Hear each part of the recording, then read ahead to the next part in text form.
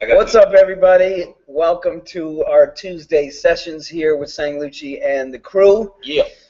So you got Lucci here, we got Brian Weiner back here, we got the professor back here, and then Peter Zhang is here, Hein Bodick is even here. We might even just bring these two in. To what capacity, I have no idea.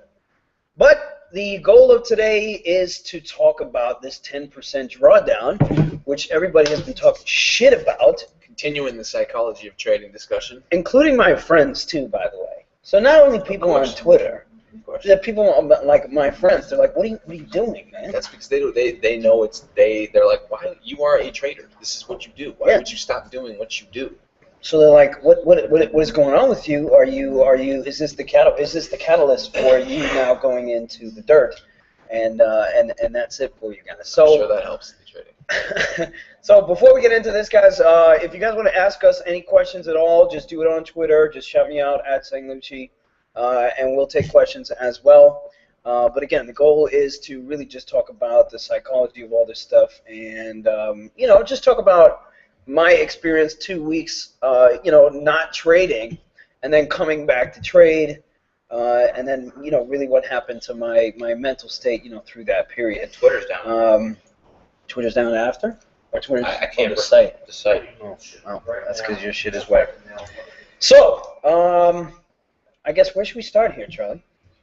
I mean, I think we should start by explaining it, right? By explaining, there's certain things we can't talk about for legal reasons, on a format like this. But the reason that the 10% was put into place is because everyone knows, Lucci's, that you're capable of insane wins, right? Like insane gains. You guys have seen the numbers, right? 450 grand, 250 grand, stuff like that. And especially last year, right? You had a lot of those. Yeah. But there's a downside. There's a downside too. There's a downside to taking that risk too. But what's interesting about you, not to interrupt, but I'm going to interrupt. What's interesting about you is that when you lose, it's not like you have just ginormous losses. Right. Right? I mean, that's not what happens. With you, it's usually day after day after day after day. Right. They sort of add up, right? And I think that's what we all were trying to strategize and be like, well, how do we address that? Right. So the idea was to really just curb the drawdowns and do it for the bigger picture, do it for the longer, for a longer goal here.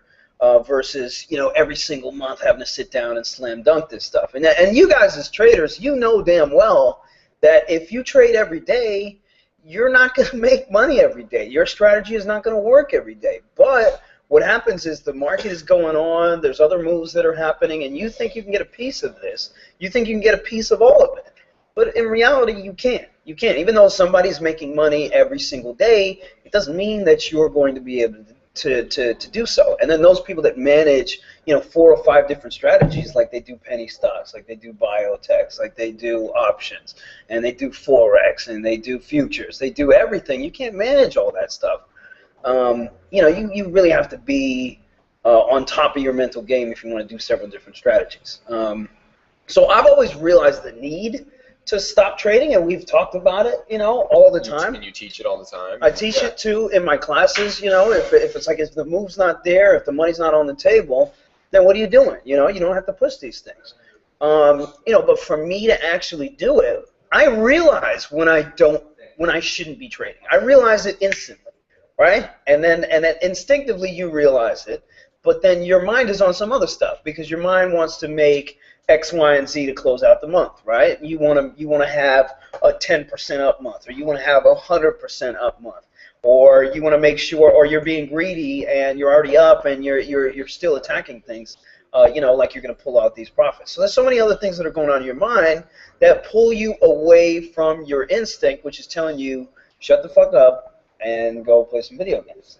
And I think me doing that the first time, like you remember that day that we hit the 10%, I was pissed. I was pissed that I was being like, we're traders, right? Like you live in your own world. You create your own universe. You shit when you want to shit. Yeah, I mean, and I kind of look at your situation. It's like I think people will say, well, does what apply to Lucci apply to me? He manages other people's money. He's a professional. I'm a retail trader, whatever. But I just see your situation as the normal trader on steroids, right? Like you, you know, you call your own shots, just like every trader calls their own shots. At the end of the day, they call their own shots. But that's to an even greater extent. Like you have your own.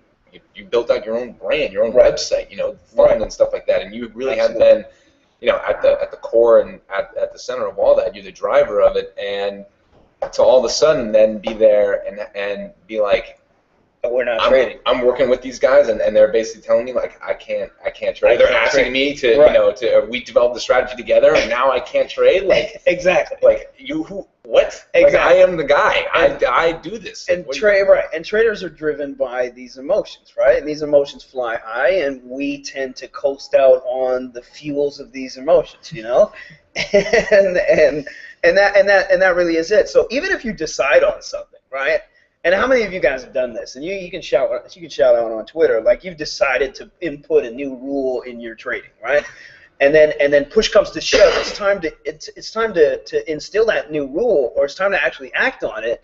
And you come up with so many other reasons on why you shouldn't, right? And you start rationalizing why you shouldn't, and that this situation is different, and that you know this is going to be fine. So I'm going to go ahead and hold on to this thing. And it's all about the rationalization of your insanity to some extent, and you not listening to your instincts. You know, and you can equate that to you holding positions too long. You can equate that to you being too scared of actually getting into a position, even though you know it looks good. You know, all these things are instinctual. And, you know, the trader that really listens to those instincts, you know, that's really the one that's going to make it. I mean, all these rules, you can have all these rules, but at the end of the day, if you don't follow them, then you know, it's just another game. It's just another game, really. And I think one of the things that really set us up for success in this is that we created a rule that everyone believed in, right? Mm-hmm. That we had talked about, that, you know, it wasn't like people came in and just slapped something down on your desk and said, now you have to do this. I mean, this was something that we had all discussed, that obviously you had tons of input on and said, you know, all right, you know, this makes sense to me. So I guess, guys, the takeaway from that would be, if you're going to set up rules, don't choose someone else's rule. I mean, this is something that Lucci talks about a lot. Don't just randomly choose someone else's rules or read a book and say, oh yeah, he did it, it's going to work for me. Like, you have to find the things that you believe in. That's not to say that what someone else does won't also work for you, but you have to research it. You have to come to the point where you're like, I have conviction in this. Because when Lucci swiveled his chair around and said, we're having a team meeting, you know, and shut off the microphone, and all of us were like, oh shit, it's about to go down. Like, what kept us all, you know, moving forward at that point, instead of giving into the emotion, where I think a lot of us were like, do we really need to do this? Like, come on, we don't really need to do this. Was the conviction that we had all had of this, you know, could be a good strategy for us. So, and you have to let it go. So here's the next part. And Charlie wrote about it in one of your updates. It's called a mental hack, right? He calls it mental hacks. What is that book? That 7 Habits book that everybody freaking talks, the Stephen Covey book? 7 Habits of highly effective people. Yeah. Right. So they call it like a paradigm shift, right? This is basically in trading, especially, your mind is already programmed by all the actions that it's done so far, right? So if you're getting out of things too early, or if you're you know, holding things for too long, like all of these things are things that, you know, your mind just gets complacent about, and it's just going to continue to do these things until you throw a wrench in the situation, and you disrupt the natural order of things. Right. So this was essentially what that was. You know, this was essentially us saying, all right, that's it. If we get here, I'm going to actually take 2 weeks off, which I should be doing anyway. And what happened during those 2 weeks was a big reflection period for me. Was a huge reflection period for me. Talk about that. And guys, it's been 2 years. It's been years since I did this shit. And the only time that I sit on the sidelines is when I've lost so much that I can't even bring myself to wake up in the morning. That's the only time I ever get sidelined. That's it. That's it. Other than that, I'm sitting at this desk and I'm trying to make some freaking money. Right. So during that time, I sat there, and every single day, right, I would look at the markets, right, and let's just pop open just a little screen share of these platforms here. So I would sit here and I take a look at the markets. I take a look at this every day. And remember, I run a business too, so we have chat rooms that I'm talking trades, with all the guys that are trading, and they're sitting there yelling at me like, dude, what are you doing? What are you doing? Let's trade. Let's trade. Forget the 10%. Let's go. Let's go. Let's go. And I'm sitting here watching everything, and I'm basically saying to myself, okay, I'm going to take this trade here. Okay, I'm going to take this trade here. And I'm being realistic about it, and I'm sitting there to myself after every single day of those 2 weeks, right? I think it was about 10 days, 9 days or something like that. Every single day, had I made the trade and had I played the game the way I wanted to, I would have lost money. I would have lost money, and that's a true statement. I would have lost money because at the time, I'm sitting here being directional bias or whatever the case it was, and we go into these choppy environments, and I'll get into that in a second. That's one of the last points that I want to bring up. There's certain periods where we're going aggressive on a directional call or a put. It's just not going to work, and if it would, it only would for a little bit, a small time period. And usually, I'm used to holding these things for a longer time period because I'm trying to take an option from 1 and sell it at 3 or sell it at 4 and, really get some percentage gains on that. Unfortunately, if you don't have the market environment to give you that, you're not going to come out with that kind of money. So you really need to sit back, or you need to adjust your strategy. Most people are too late to adjust their strategy. They take a bunch of losses, and then they just end up in this pitfall, right? You end up in this pitfall where you've taken all these losses. All you're trying to do is get back to break even, but your strategy still ain't working. So you're still just digging the hole deeper, deeper, deeper, deeper. So that's essentially what happens. And every single time we've had a big drawdown, I think that's essentially what has happened. Yeah.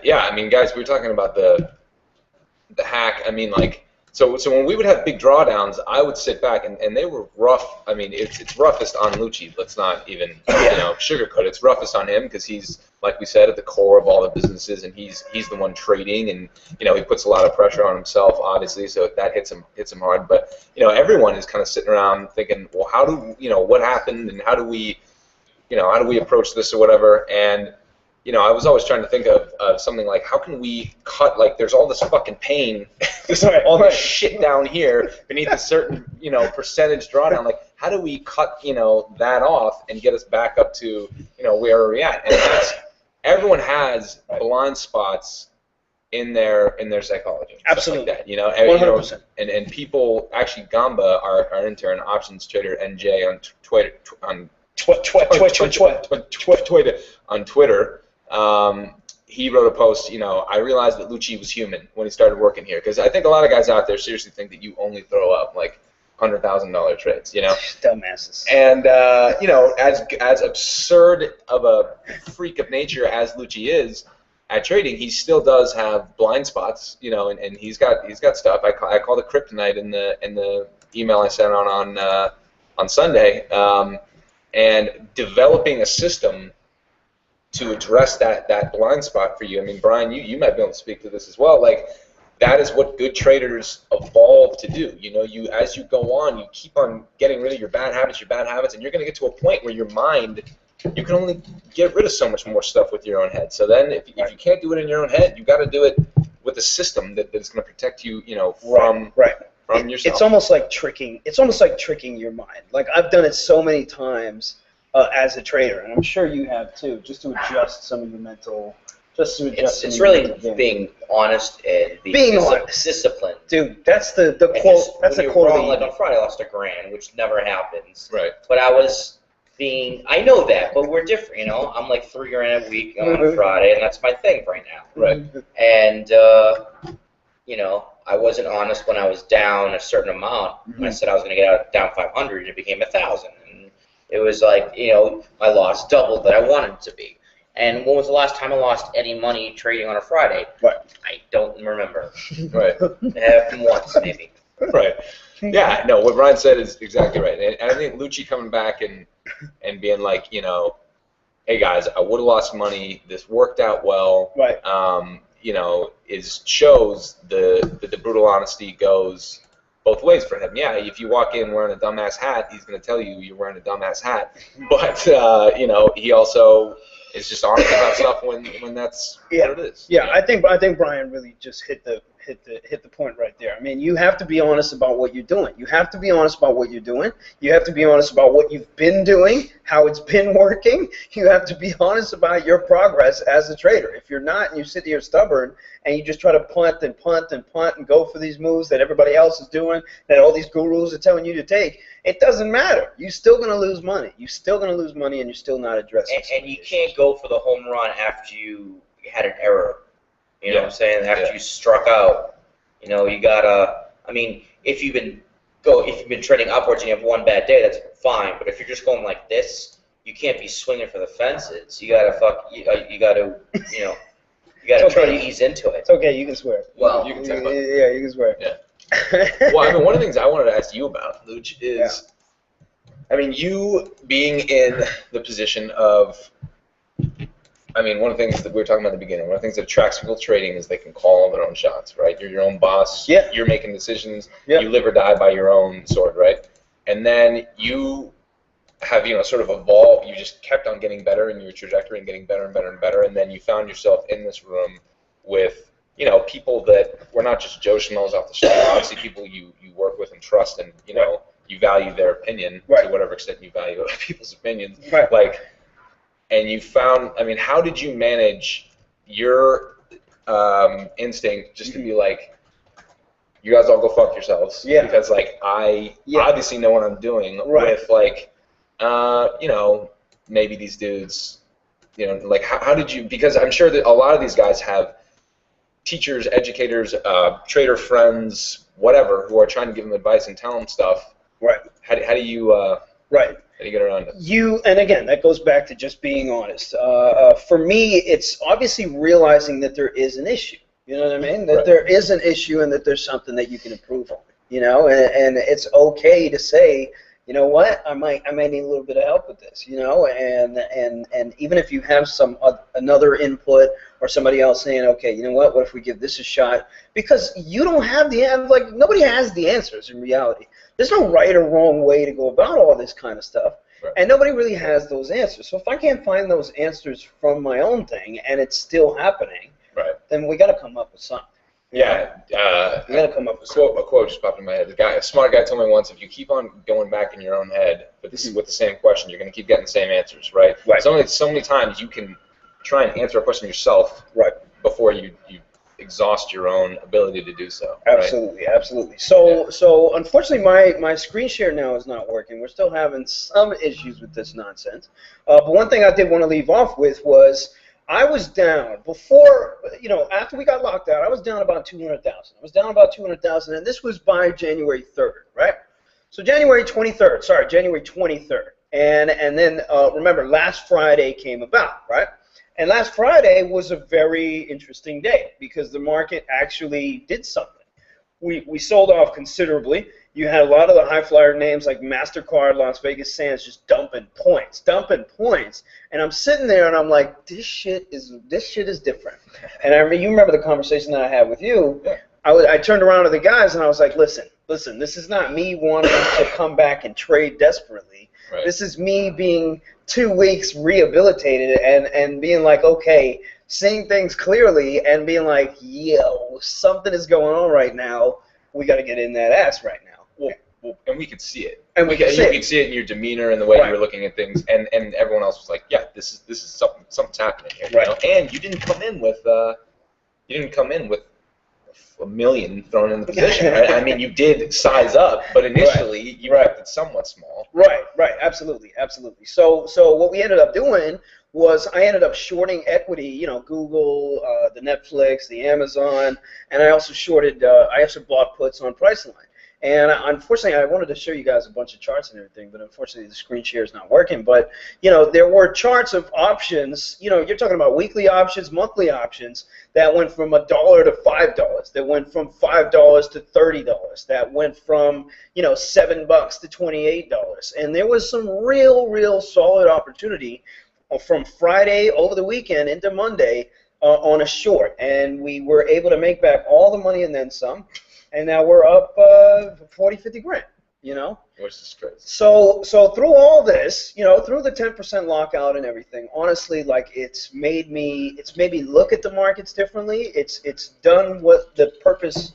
It's done what we wanted it to do, as far as checking my mental state, and there won't be as much friction between me now making the decision to stop trading. Right. Right. Because forcing myself to look at the markets and be in the chat rooms and tell people to take trades while I wasn't even doing anything, that shit took a lot of hard. It was hard for me to do that. I mean, it was very hard for me to do that. When I was talking to Lucci after when he came, because he was in Boston, he got really sick, right?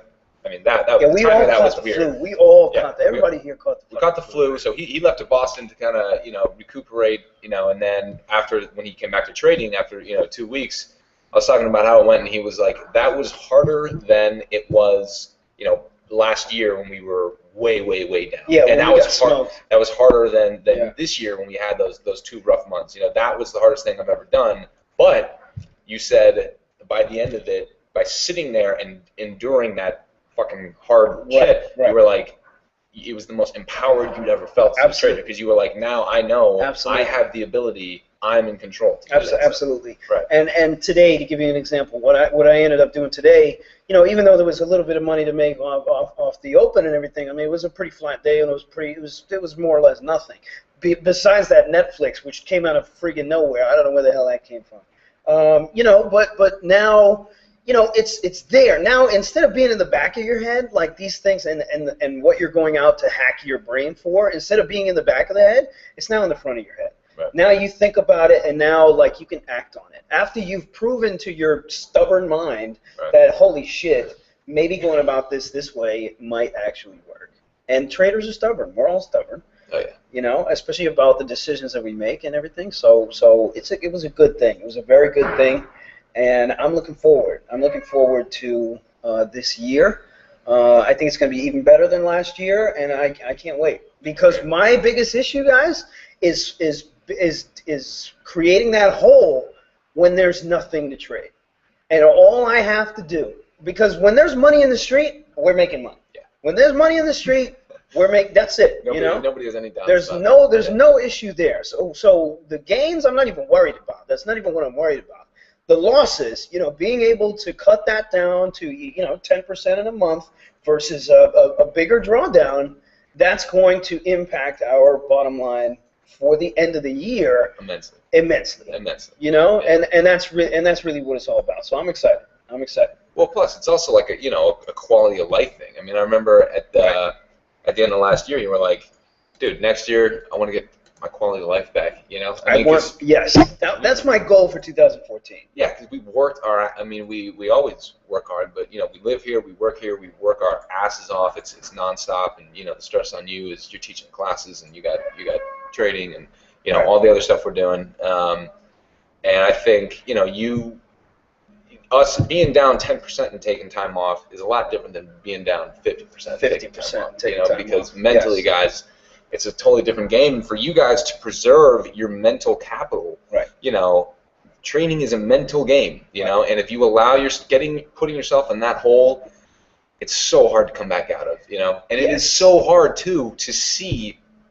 When I look back on the numbers, the returns, when you come out of the holes, because you always come out of the holes, which is fucking crazy, but you throw up crazy months, it's like 60% plus, 80% plus, but it's being multiplied on such a smaller amount that you're like, damn, exactly, damn. And then when you Why do did we get have big, to dig that hole? Because we would have been in such a better position. And then there's the reverse. When you do build up a bigger account and you throw up a month that for you is somewhat small, 25% or something, but it's like, damn, 25% on 2 mil. It's exactly. That's not too shabby. And you do that for 7-8 months out of the year, and you have your drawdowns really that much tighter. Right. We're talking about millions here. We're not talking about hundreds of thousands anymore. Right. We're talking about millions here, which is where we're really trying to go. So yeah. So it was a good thing. All in all, it was a good thing. So to all the haters and everybody on Twitter talking shit and everything, oh my god, you need to trade. I mean, damn well you can't trade every day.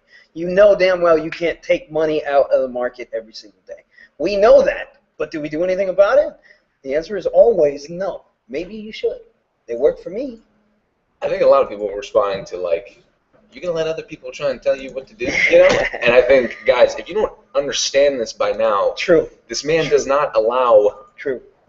people to dictate. There's nothing that can really be done. His fucking head is as stubborn as, I don't know, iron. So Indeed.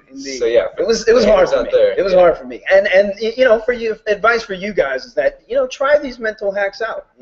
Try these things out. You never know what's going to happen, because trading is that kind of game where you almost need to do that. Just to adapt and continue making money in an ever complex trading environment. And that's what we're in right now. And that's why most traders have a lifespan of what? Maybe 2 friggin' years, maybe if that nowadays. 6 months. So after the markets have gotten so complex, nobody can adapt to these games continuing, right? So they have their claim to fame, and then all of a sudden they dig themselves back a huge hole and they can't get it back. Yeah, survive. You very infrequently find traders who can adapt to each new environment, and these environments happen all the time. They happen within monthly periods or yearly periods.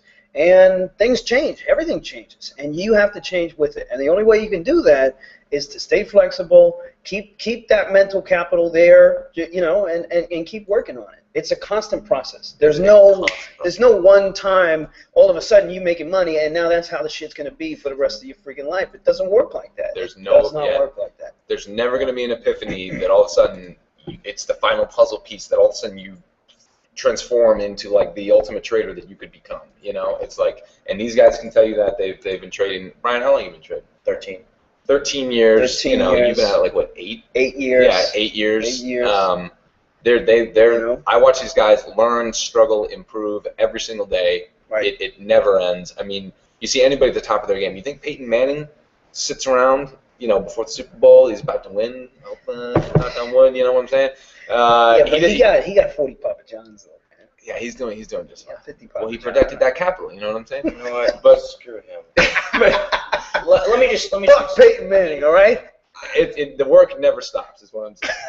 I went from the pit, and I knew how to make markets, but I didn't really understand positions and P&L. I just knew what I was good at was being fast, about knowing that I have a value, but my market is like 80 cents under bid, 20 cents over offer. I just knew it. And then I decided to go upstairs and trade at Simplex, and I'm like, I didn't really understand P&L until I was looking at my own P&L, being like, why am I losing money? I bought calls at a good level, and I sold stock. Well, when you go up, I learned about, I talk about skew, I talk about volatility, I learned that was a bad trade. And so it's been like a 13-year progression where I just know I know everything. It's just more about now taking more chances. I'm trying to rub off on this kid, trying to take more chances. He's more directional. Right? Yeah, we're both rubbing off on each other. Yeah, no H-mo. Not that there's anything wrong with that. Right. I mean, Brian, he's learning to read the tape better and get into. It's just like having more tools in your toolbox, Absolutely. guys. Like that's Absolutely. I'm learning about hedging. Who the fuck hedges? I never hedged in my entire freaking life. Who hedges besides who hedges in a hedge fund? Besides everyone who runs a hedge fund. Besides that. All right, guys. So we're closing up on the 30 minutes here. So thanks everybody for joining us. I think Thursday we're going to come back around and do the mailbag. So make sure you enter all your questions that you want answered to mailbag@sanglucci.com. Or you can do Thursday at trade.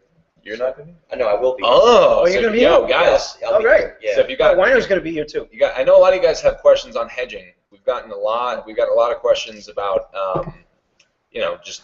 hedging. So if you got anything related to hedging, email them this Thursday. Brian will be around. Right. Big opportunity. Right.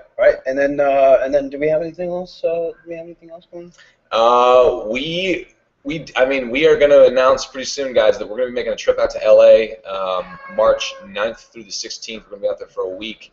I've actually arranged it so that we're going to hook these guys up to some fMRI machines, get some sensors on their brains. They're going to trade while they have sensors on their brains. We're going to measure all sorts of neural activity. As you can see, I'm jacked up about it.